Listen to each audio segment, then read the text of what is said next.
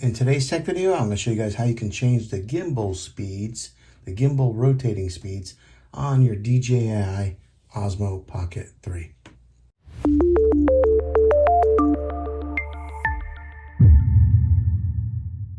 Okay, you might be in some cases where you want this gimbal to rotate a little bit faster. Let me show you how the speed is coming out of the box. See how it rotates like that and like so.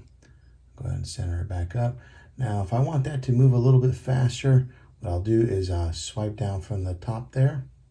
And then you see that guy that's running right there on the bottom, third one over. Just tap on that. And it's set by default.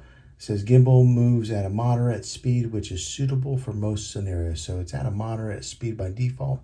If you want to slow it down, you can tap on that feature there, and gimbal will move slowly to take smoother videos, or you can put it on fast mode. Gimbal moves abruptly and creates screen shake effects, which is suitable for capturing fast moving subjects. So depending on what you're shooting, that's how you change the rotational speed on your DJI Osmo Pocket 3.